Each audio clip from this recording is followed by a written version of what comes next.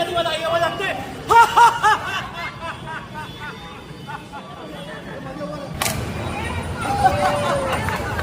या महिन्यामध्ये मला वारंवार काळजीपूर्वक यावं लागतंय. किती लोकांची बळी जाते. खासदार आमदार हे काय करत आहे ठाऊक आहे. किती लोकांची बळी गेली आहे.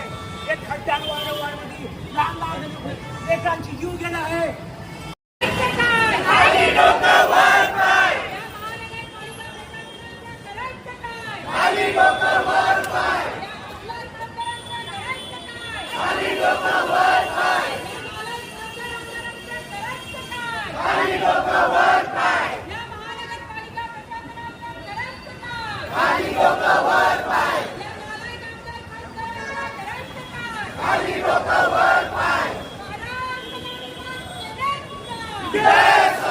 या ठिकाणी आपण आमदार खासदार चौक या ठिकाणी आपण बोर्ड लावलेला आहे.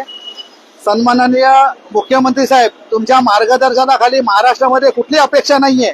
लक्षात घ्या. रोड, वीज, गटार जे आहे हे मूलभूत सुविधा जे आहे तेच मागतोय जनता. लक्षात घ्या. तरी पण तुमची सरकार देत नाहीये. त्यामुळे प्रशासनाच्या विरोधात आम्ही आहोतच. वारंवार आंदोलन करून सुद्धा कुठल्या परिस्थितीच्या बदल होत नाही. एवढी जाडी चमडी जे तुमचे जे सरकार आहे त्यामुळे आम्ही आज बोर्ड लावलेला आहे. आज स्वतः यमच्या माध्यमातून आम्ही दारं फोडून या बोर्डाचं उद्घाटन केलंय. त्यामुळे मला वाटतंय या ठिकाणी जे सरकार असेल ते जागा होईल. कारण वारंवार आंदोलन करून सुद्धा तुमची जाग येत नाही.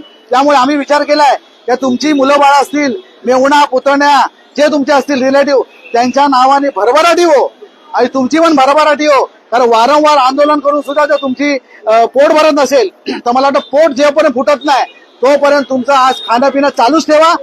फार मोठ्या प्रमाणात भ्रष्टाचार करा. जनता मेली तरी चालेल, जनता रोडवर आली तरी चालेल, पण तुमचं खाण्याचं बंद करू नका. नगरपालिकेचे भ्रष्ट अधिकारी, MMRDAचे भ्रष्ट अधिकारी, MSRDCचे भ्रष्ट अधिकारी या ठिकाणी फार मोठ्या प्रमाणावर भ्रष्टाचार करतायत.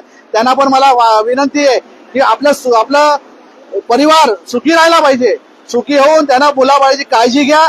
आणि उद्या जर नेपाळ सारखी परिस्थिती झाली तर पहिला तुमचा नंबर लागेल. तुम्ही हे पण या व्हिडिओच्या माध्यमातून लक्षात ठेवा. त्यामुळे नेपाळ सारखी परिस्थिती येऊ देऊ नका. आमदार खासदारांना कळकळीची विनंती करतोय.